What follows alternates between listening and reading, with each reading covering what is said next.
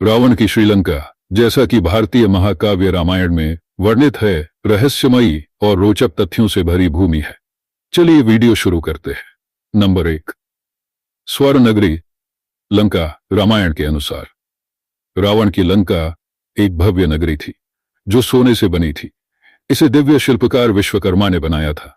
इसकी भव्यता समृद्धि और अद्वितीय वास्तुकला का प्रतीक थी। नंबर 2, पुष्पक विमान। रावण के पास पुष्पक विमान नामक एक अद्भुत उड़ने वाला रथ था जो कहीं भी यात्रा करने में सक्षम था।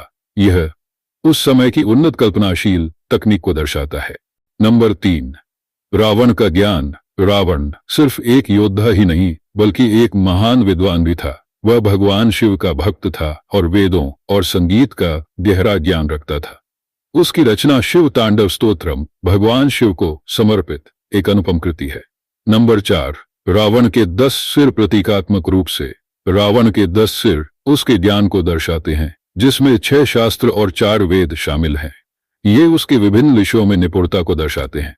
हालांकि उसका अहंकार उसकी हार का कारण बना। नंबर 5, अशोक वाटिका।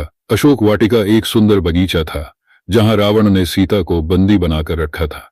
इसे आज के श्रीलंका के नुवारा एलिया से जोड़ा जाता है, जो अपनी शांत सुंदरता के लिए प्रसिद्ध है। नंबर 6, लंकिनी।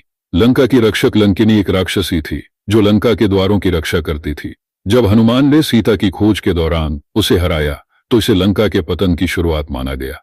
नंबर 7, आधुनिक श्रीलंका से जुड़ाव। कई लोग मानते हैं कि आधुनिक श्रीलंका के स्थान जैसे सिगिरिया रॉक और उसके आसपास की गुफाएं रावण के राज्य के अवशेष है। स्थानीय लोग रावण के कथाओं को रावण जलप्रपात और रावण गुफाओं जैसे वास्तविक स्थानों से जोड़ते हैं।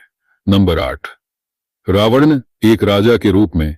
रामायण में रावण को खलनायक के रूप में चित्रित किया गया है, लेकिन भारत और श्रीलंका के कुछ हिस्सों में उसे एक महान राजा के रूप में पूजा जाता है, जिसने अपनी भूमि को उसे शक्ति और भक्ति का प्रतीक माना जाता है।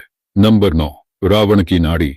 शास्त्र रावण को आयुर्वेद और चिकित्सा में योगदान का श्रेय दिया जाता है।